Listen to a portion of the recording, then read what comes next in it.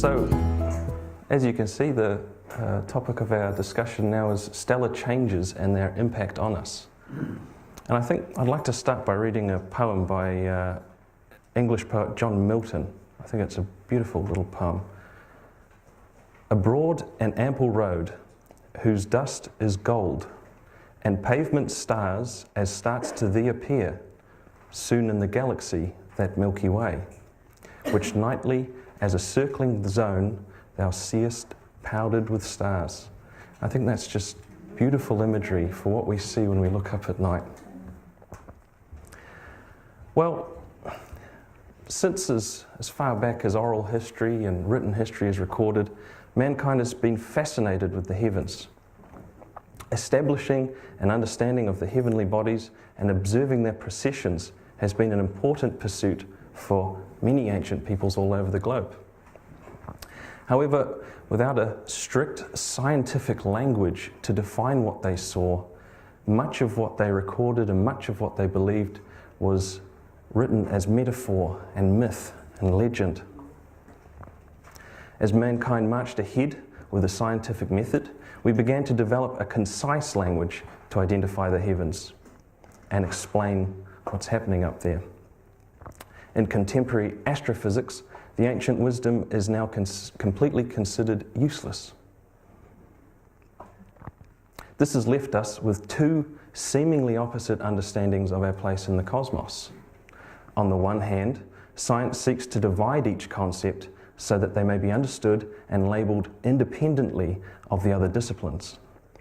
The beliefs developed by the dogma of science are presented to us via documentary film without clarification as to which are facts and which are hypotheses quite often.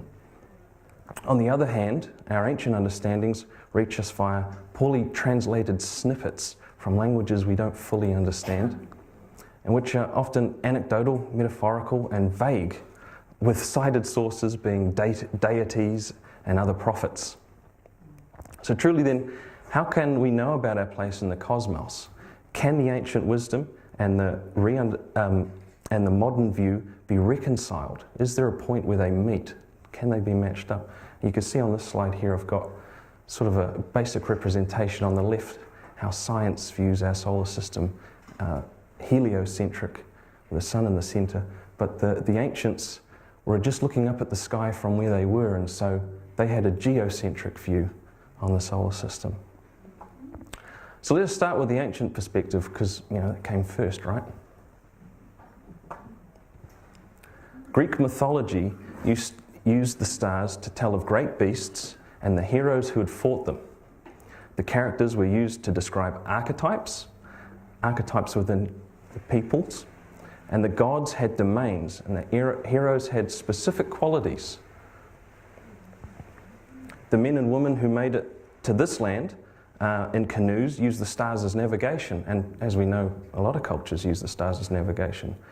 Songs, stories, and oral tradition were employed to pass on information about stars and what their locations mean, and like other cultures, a lot of archetypical information was also included in these traditions. According to certain anthropologists, the Dogon tribe, which are pictured here, of West Africa displayed advanced knowledge of a particular star in the Sirius constellation.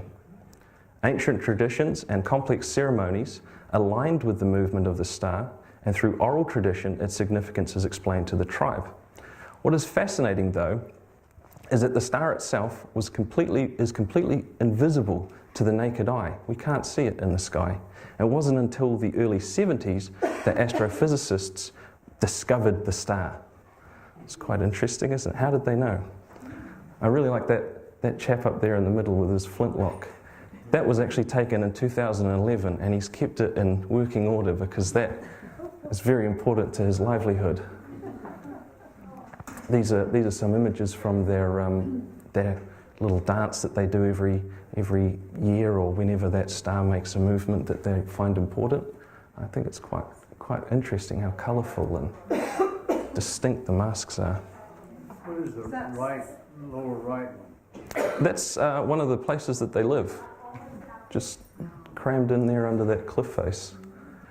So the information as presented by these ancient societies can be loosely grouped into 4 categories. Astrology, and many societies are strongly flavoured by the idea that the position of each celestial body has a direct and noticeable effect on everything here on Earth, including us. As we know today, astrology is often used for entertainment purposes, and you can find it in the back of cheap magazines and the newspaper. Navigation, as we talked about, many seafaring nations relied on the stars to navigate. Narration, often the stars are used as a backdrop to tell the story of creation or the birth of a particular society. Moral guidance is also dispensed within this category, and struggles between the forces of good and evil and the complex relationship between man and the gods. Prophecy, that's an area that we haven't touched on yet. The societies which displayed quite advanced knowledge of the stars also seem to have quite a definite idea of our future, which is quite an interesting point, I think. So the first 3 categories, they're quite interesting, but they sort of have historical meaning, whereas that last category may still be pertinent to us today. So I think that's the one we might investigate. So with that in mind, let's find out what they said about our modern era. I think a good place to start is in the Bible. Specifically, let's look at the recordings made by one of Jesus' first apostles, Peter. He says here in chapter 3, verse 6 and 7, "Long ago the earth was covered with water, and it was destroyed. But the heaven we see now, and the earth we live on now, have been kept by His word. They will be kept until they are to be destroyed by fire." I've gone through and I've highlighted fire there, because you'll start to notice a pattern as we go along.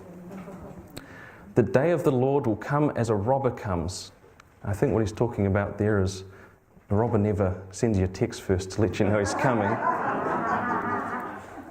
"The heavens will pass away with a loud noise. The sun and moon and stars will burn up. The earth and all that is in it will be burned up." I won't read that last one there. I think we get the gist from Peter. The Native American Hopi tribe, they have prophets who disappear into very special caves and probably take some very interesting natural plants, and they have a very clear image on what they see as our future, and they also mimic or mirror what Peter was saying a little bit. So they say that the first world was destroyed by fire, and they're a little bit unclear. Was it a comet, an asteroid strike, or a number of volcanic eruptions? The second world was destroyed by ice, and this, of course, we see when we dig into the earth. And the third world, and this is where we start to line up with what Peter was saying, it was destroyed by a tremendous deluge. So now we're in the fourth world, according to the Hopi, and they forecast that fire, again, will be the purifying agent that ultimately brings us into the next world. It's starting to sound pretty familiar. Let's go on. The Mahabharata. And I love this first one because it's almost like just a casual, the energy of the Supreme Lord looked like the Samvartika fire, which destroys all creatures at the end of the Yuga. Like, you already know that, but I'm just trying to explain what the energy of the Supreme Lord looked like. But then they go on other sections. "The fire called Samvartika, impelled by the winds, appeareth on the earth, that hath already dried to cinders by the 7 suns." That's another little interesting piece. It goes on. I told you it'd get smaller. But it's the same idea over and over again. It really doesn't matter which culture or period of history it comes from, a cohesive narrative exists about the end of our age. It will almost certainly be said to end in fire. We have another Native American tribe up the top there. What do they say? "Now we think that when the end comes, the earth will be destroyed by fire, and not one upon it will escape, for all the earth will be enveloped in flames, and all those who refuse to believe in that word will be in it." I think that's quite interesting. They're talking about a complete fire, which sort of, if you think about how that would logistically work, it's got to be some sort of solar event. You know, you can't have a fire start in a city and take over the world. It'd have to come from the sky. The Mayans talk about the gods created 3 failed worlds. We have that idea of the 4 worlds again, followed by a successful 4th world in which humanity was placed. And they mention that their deity, who is the deity of fire and of storms and of wind, was tasked with destroying humanity. Again, fire comes up. The Buddhists talk about the monarch of mountains flare and blaze and become one mass of flame. The Norse tradition talks about, I'm going to really destroy this, Surtur. He brandishes a flaming sword, and at the end of the world he will go forth and harry and overcome all the gods and burn all the world with fire. The Gnostics and the Islamic, we don't need to read it, we get the point now, right? Like, they all say fire, a global fire. So before we go on that train of thought, I think it's important to investigate the limitations of language.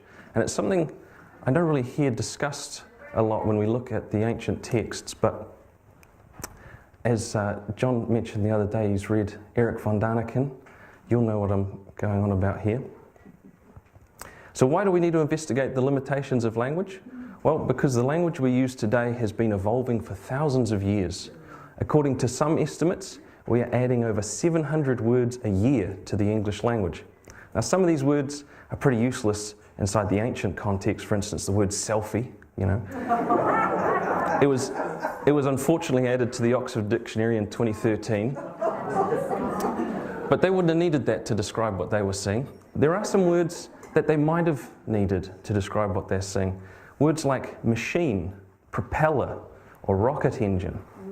Yeah. Is there anywhere in the Bible that these words may have been more apt than what we find? Let's have a look at the testimony provided by Ezekiel. Yep, you're onto it.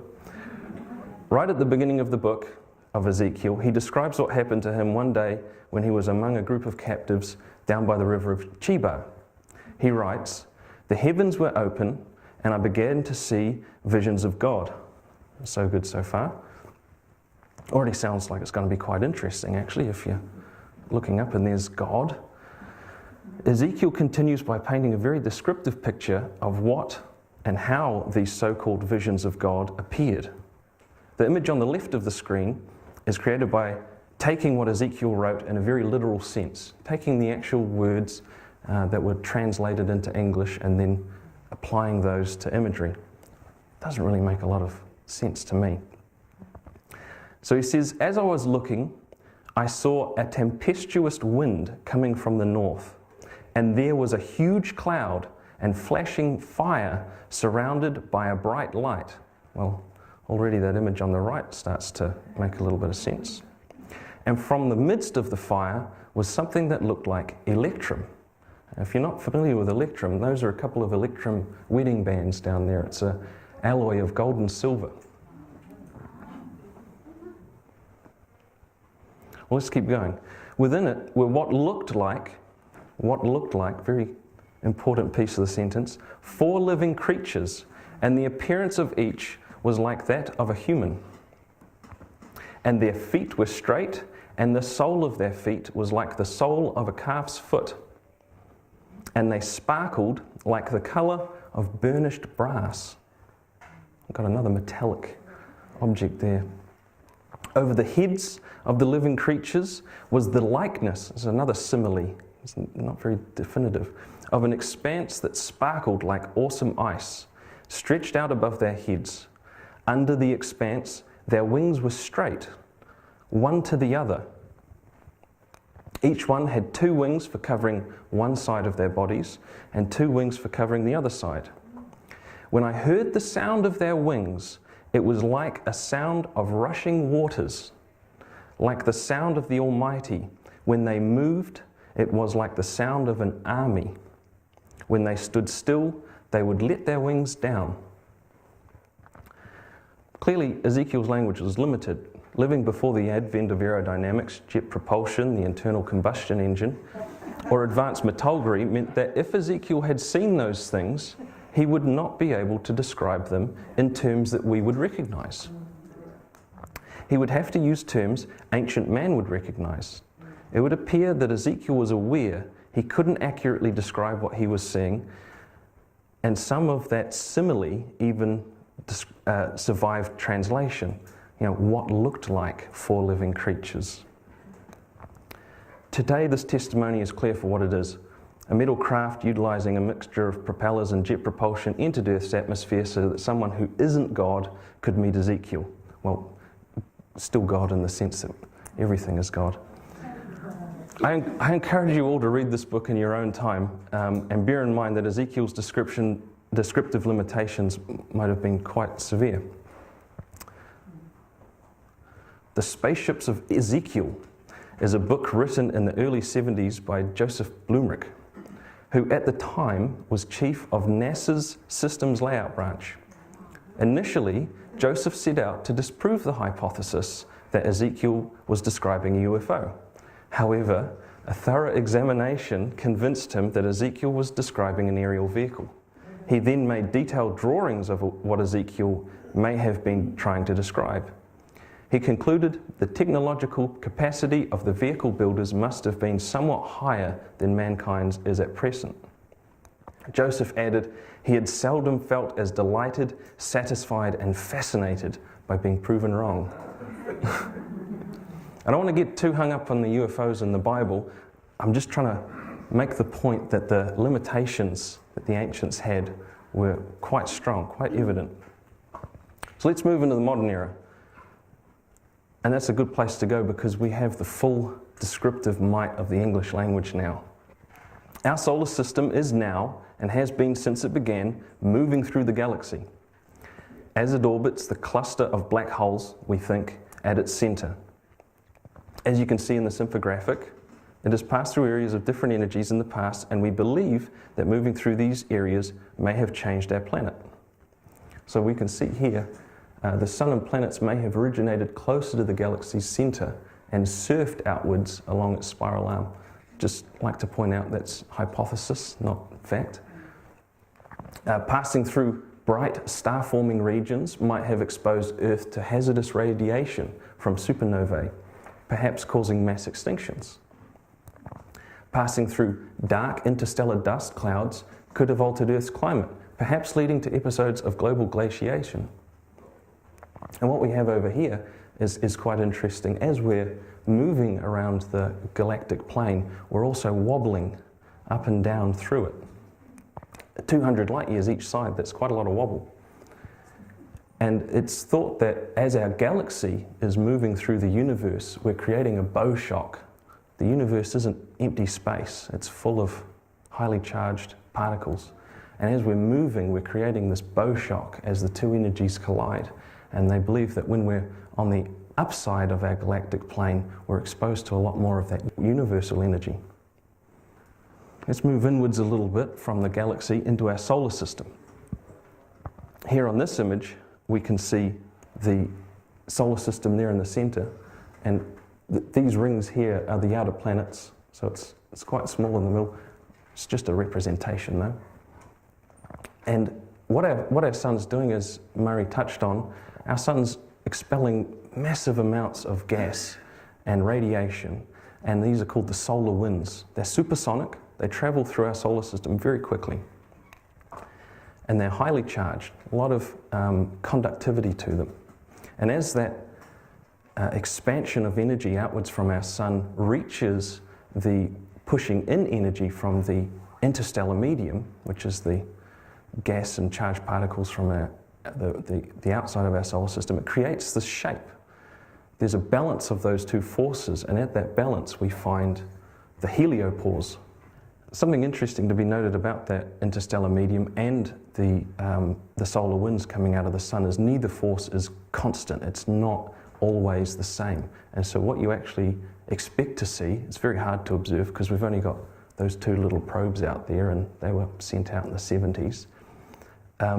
What we expect to see is that form over time should grow and shrink and deform and change shape. It's a very dynamic system because it's the balancing of two forces.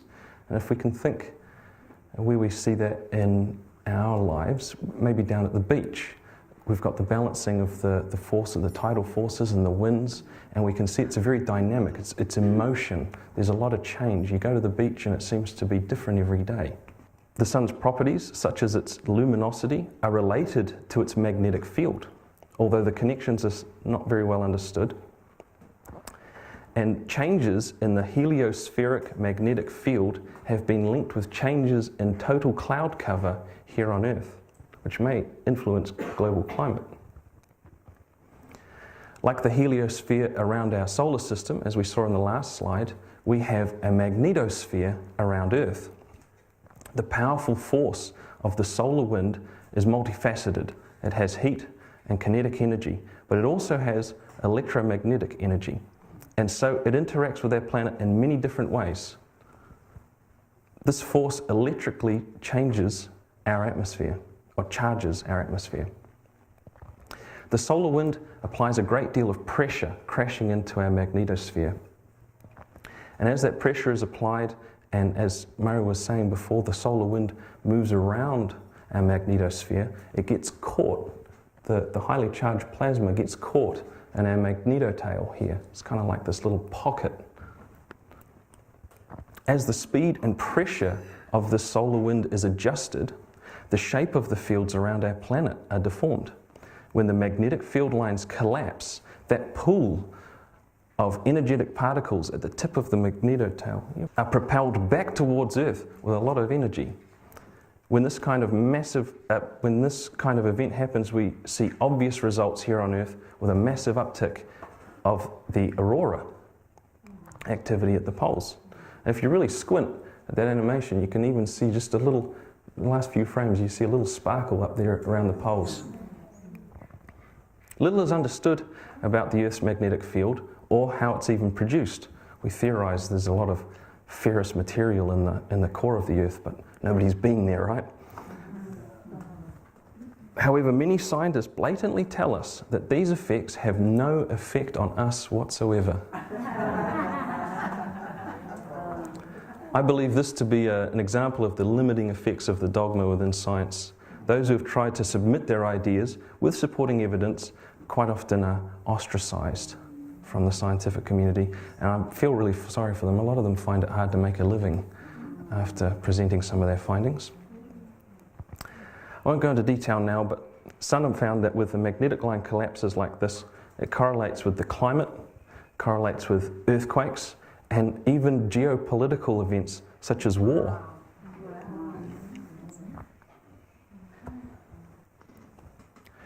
It doesn't matter at which scale we observe something in our universe, we find that there is an electromagnetic connection. Above the scale of galaxies, we have superclusters, thousands of galaxies grouped together.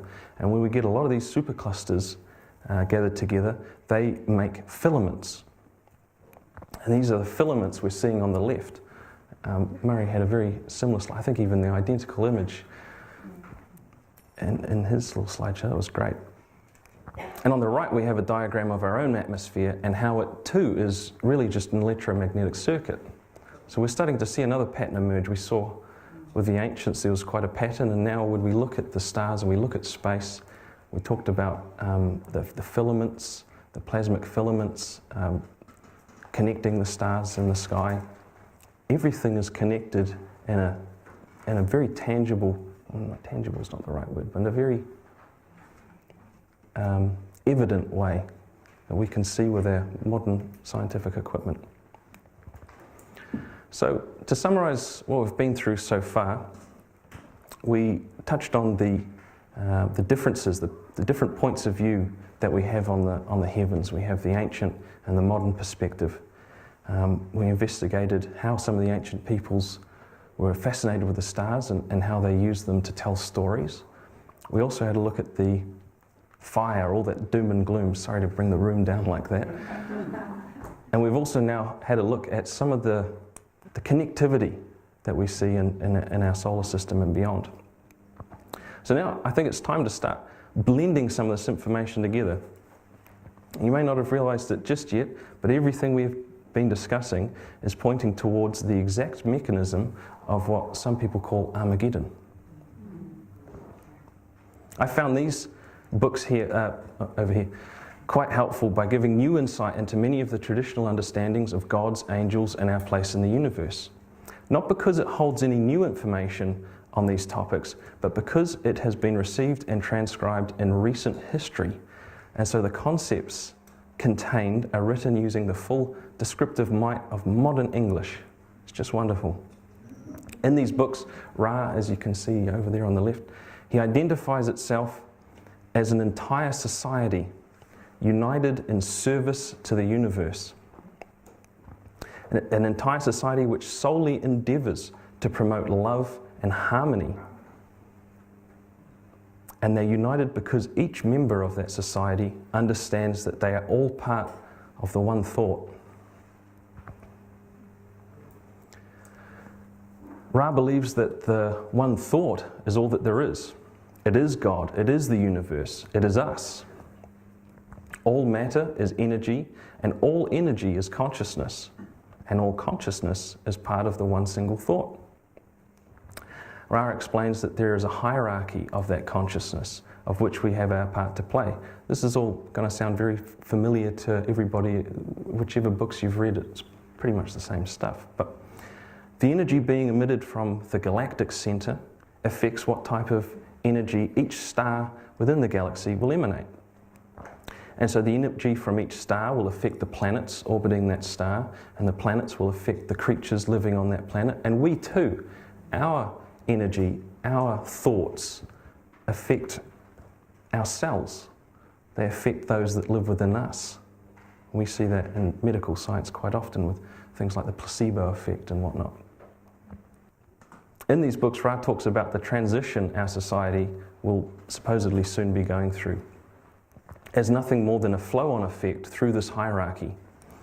Our solar system is moving into a portion of our galaxy which has a different energetic vibration, and this will flow down that hierarchy to us.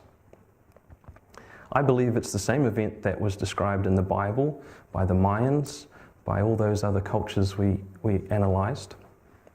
Ra quantifies the single thought as operating at different densities. He talks about densities of consciousness. As an example, the root races, very similar concept there. So this is from the 13th session in Book 1, and it's sort of when the questioner finally sort of figured out maybe we should start asking some big questions. And he asked about, you know, all the different prophecies and all the different ideas that are talked about the ending of our age. And Ra answered that the fourth density is, as we have said, as regularized in its approach as the striking of a clock upon the hour. The space-time of your solar system has enabled this planetary sphere to spiral into space-time of a different vibrational configuration. This causes the planetary sphere to be able to be molded by these new distortions. However, the thought forms of your people during this transition period are such that the mind-body complexes, mind-body-spirit complexes, which is us, he sees us as those three individual concepts working together, of both individual and societies are scattered throughout the spectrum, instead of becoming able to grasp the needle, shall we say, and point the compass in one direction. Thus, the entry into the vibration of love, sometimes called by your people the vibration of understanding, is not effective within the present societal complex. In this short passage, Ra offers an explanation for the mechanism of Armageddon and also gives us a glimpse into the truth when he talks about grasping the needle. We are actually in control of how Armageddon will proceed. You see, the hierarchy of consciousness is not only affected in one direction, but it is us as a society who get to choose how we make this transition. We can affect up that hierarchy. As we talked about in the past convention, biofeedback draws on the idea that we can gain cognitive benefits and perceptual abilities from seeing ourselves work in real time. Many are beginning to consider that we may be part of a great mind, and that to understand our place in this great mind is to take our place. Whatever answers are in the heavens, or how we will ever find them, are some things I do not know. I've got to give this little caveat. Everything included in this talk is information ascertained by other people. I can't really trust any of them. I've never met any of them. However, I feel that with an understanding of the heavens, we may be better able to understand ourselves. My goal with this short talk is not to convince you of anything new or change your beliefs. All I hope is that we can all start to see ourselves as members of the universal consciousness and not as rate-paying citizens under the jurisdiction of whatever council.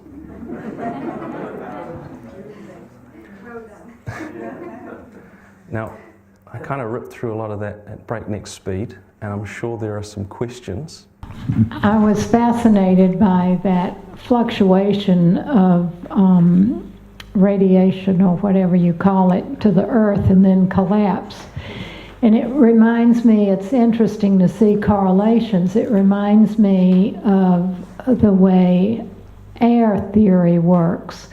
I never realized this, but like when you have a very hot parking lot and all of a sudden you feel a breeze coming in, it's because this bubble of heat has collapsed and it moves up, and then the cooler air moves in, which is the same aspect as that collapse and then refilling. Yeah, that's some of my favourite moments when I'm doing this kind of research, is realising that you're seeing an atomic pattern play on a planetary scale, or you're seeing these same things at various magnitudes. It's fascinating. It's very interesting, the different civilizations talk about fire and the end of the earth. I heard in about 1976, the biggest solar flare ever detected headed towards this planet, and it was several times bigger than the planet. There is, what's happened is that normally all power stations around the world will shut down automatically. They're ready for this. Governments will go underground. And they were starting to do this. It's about, is it 3 days it takes for the solar flare to come from the sun to us? That there's a little warning time. Yeah. So the receivers picked up this information about this enormous solar flare, which no doubt was going to completely destroy the planet. So they made the preparations to shut down everything just before it came. And just before it hit the Earth, it completely disappeared. And I haven't found anywhere of any explanation of it disappearing, or it was deflected. And to me, there is something going on at a maybe higher level. There's somebody looking after us. And I have faith in that. So although there might be this fire, I think there's also other aspects to us as well. Yeah, I've heard similar things to that. The Ra entity talks about various steps that they have taken to give us more time, because they notice, they go on in this book, it was written in the 80s, that at that period in time there wasn't many people who were going to be able to make it through, and so they've, according to what they say, they've made countermeasures to give us that time and to help us come together and figure out how we're going to deal with this. One of the measures that I've heard other humans talking about, and people, that they've seen these large blue spheres through various explorations of the solar system, and that these large blue spheres have been moving in certain configurations in our solar system to help buffer these cosmic energies as they come in. Because what I didn't mention is that we're already in that higher vibration. The solar system's already made that transition. It's us who isn't ready, and so, like I say, various steps have been made to make sure we can prepare ourselves. Hi. Have you read the singularity effect? The singularity effect? Yeah, but No, I haven't. in the Bible, that we are in the Revelation period. Yeah, I've seen. I didn't include it in the talk, but I've seen a lot of these prophecies include a short description about our time. I've mentioned to a few of you here. The Hopi prophecy talks about at the time of the end of this age, men will be riding around in horseless carriages on endlessly complex black ribbons, and I think that's pretty much exactly what we're doing. I just thought of some ideas when you're presenting. I've heard of a comparison with the ancient Hindu story of the yugas. Yes. And these cycles that the Earth goes through. Mm-hmm. And there's supposed to be a comparison between the idea that we're orbiting around a central sun, and that's giving off streams of photons, and that is supposedly the origin of the story of the yugas, that the Earth goes through, or the whole solar system is orbiting around the central sun in the Pleiades, which is giving off a photon field that has an impact on human consciousness, and that every few thousand years it creates either an upswing in human consciousness because of this movement through the photon field, or going down into a degenerated state of consciousness because it's moving out of this photon field. And so is that's just something I like to stimulate the idea about, because of the idea that these cycles of events on Earth are influenced by these regions of the galaxy that we're going through because of that, the energy field. So that photon field from that central sun could be part of that overall effect of increasing consciousness, because it's impacting on our DNA, upgrading. They say that we've got two strands of DNA, and then certain forces outside the Earth can actually unpack that DNA to create more superconductivity through the DNA to allow more consciousness to travel through it. So that's what we're seeing with all this, the movements all over the world with protests and anti-establishment and trying to find a better system, like the things like Yellow Jackets in France and all these protests, and is maybe a symptom of this moving into this photon field from the central sun that is upgrading knowledge of our sovereignty as cosmic beings, rather than just rate-paying sort of council subservient beings. Yeah. Hi, talking about cycles again, more on the material plane. I've become aware recently of that the solar flares from the sun come out in cycles as well. Of 11 years. And so that there are more flares at certain times than others. And we're now at a period where 3 of these cycles are coming together, and it's at a major solar minimum period where there's very little activity, and they've shown in the last year the solar flare activity is stopped. And some people are talking about the fact that we're just on the precipice of an ice age. So maybe we're going to have an ice age before we're devoured by fire. But I also believe that maybe they'll neutralise each other and we'll all be fine. Yeah, exactly.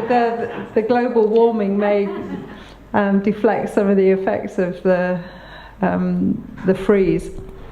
But I do believe that we can have, just as consciously, that we can have an effect on these influences by tapping into the unified field through meditation.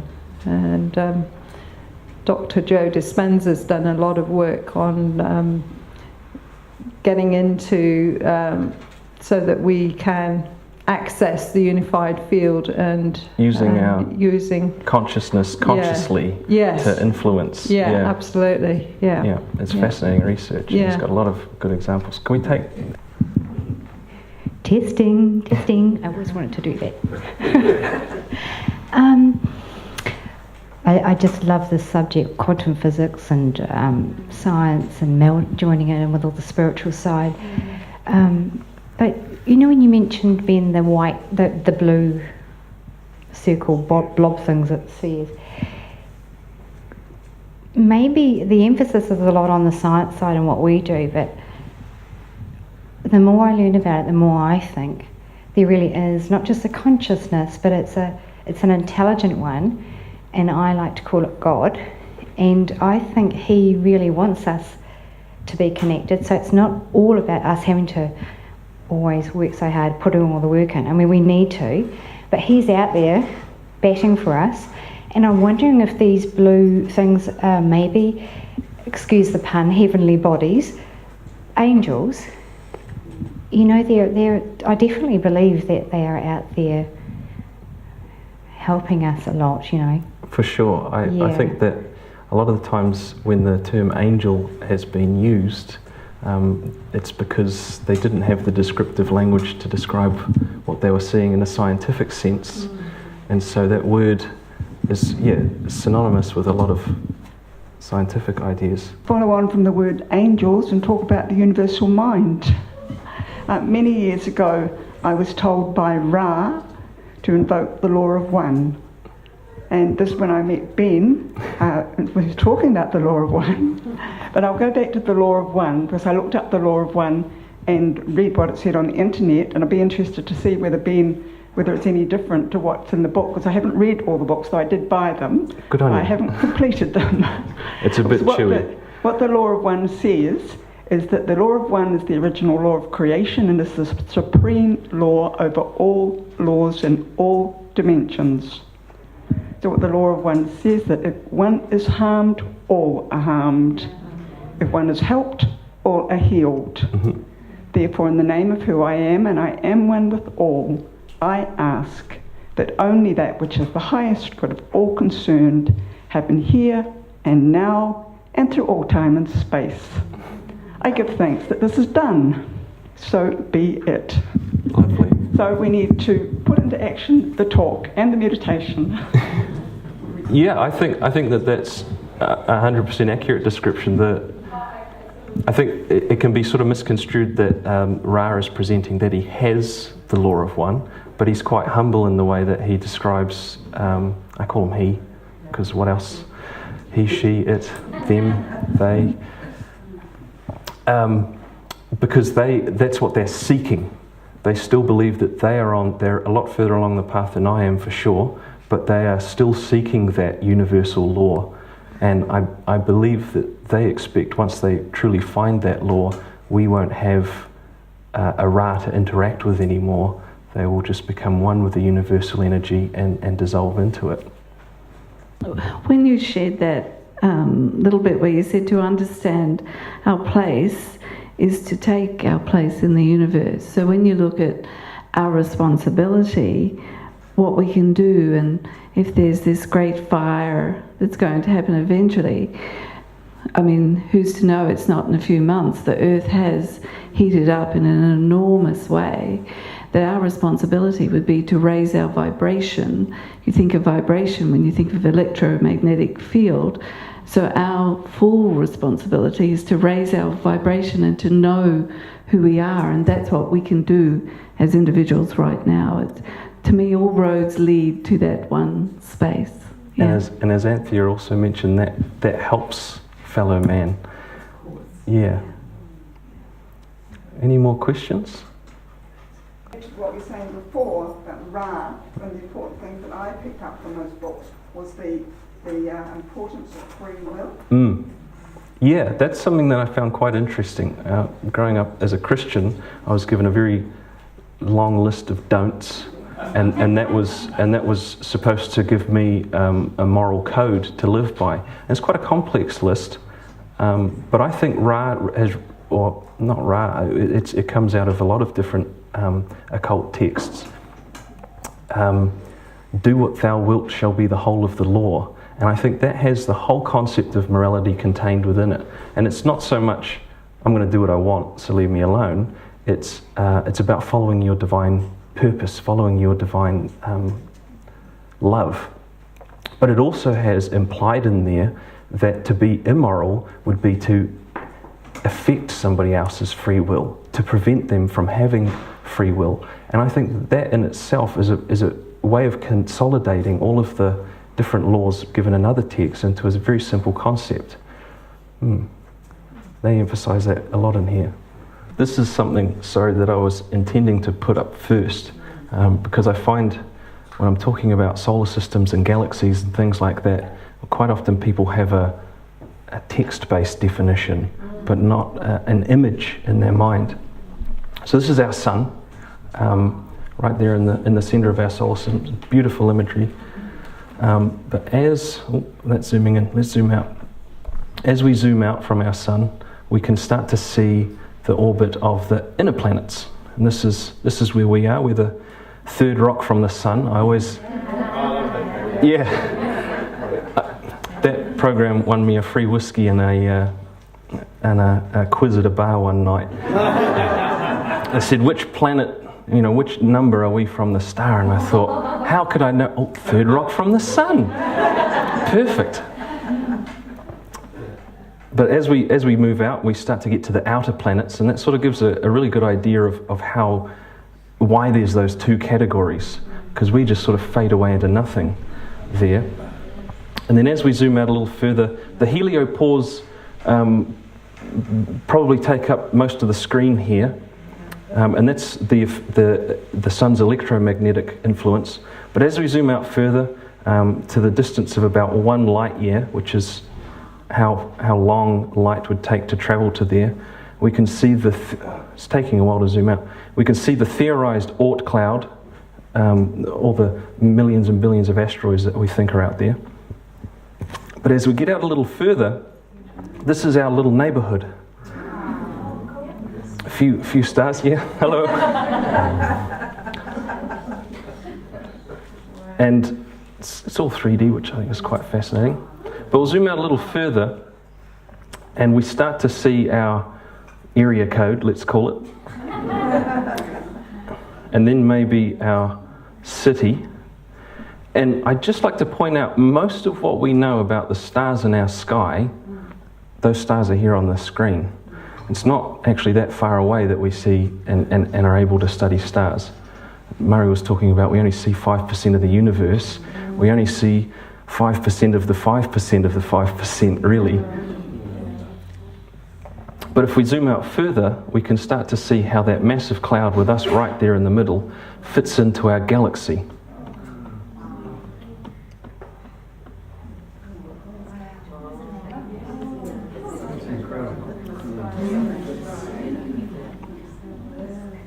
Such a beautiful... We don't really know that this is what our galaxy looks like either. We haven't got outside of it to look back. But this is what most other galaxies look like, so we assume it's the same.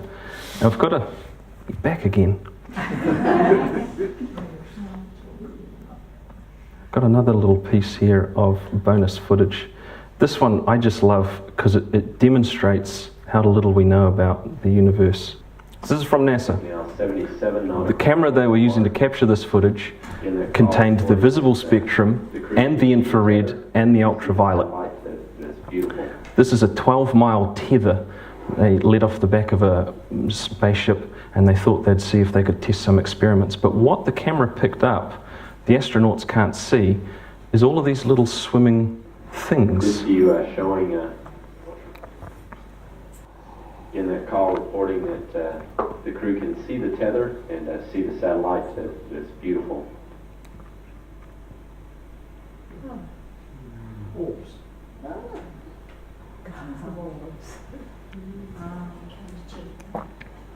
Some of them are moving quite quickly and some of them are This view quite slow. If you really pay attention, some of them change velocity and direction, which is something that debris in space shouldn't be able to do. the satellite. Very similar looking. Again, Now that just moving into sunrise. that little stick in the middle is 12 miles long. So get an idea of the scale of what we're seeing. From Columbia. Now we can sort of see how they have a central area and an outer area. They're finding it hard to get it in focus because the sun was rising. And that's that big glare in the bottom right. So the experiment was they were trying to test how whether or not they could generate electricity by letting off a very long tether which somehow used ultraviolet light to power. And so this tether, something interesting, when you take a string and you put it in microgravity, it straightens out. So this tether here, it shouldn't be, if it was on Earth, it would be all loose and lumpy. But it actually broke off from the craft. There's a little satellite on the end, and they let it out, and it snapped from the main ship. That one's huge. There's a lot of things swimming in the foreground. Can you describe what you're seeing? So as far as I know, there's no official explanation. They ask in the audio, in the audio, you can hear them asking the men on the spaceship, what can you see? And they can't see any of this. I think it's only because the camera has the infrared and the ultraviolet that we're able to see it. Yep. And if you look closely, I mean, it's called the tether incident. If any of you want to look it on YouTube, it's sometimes some people have done tracing of the path, and some of these little things turn right around. It's quite fascinating.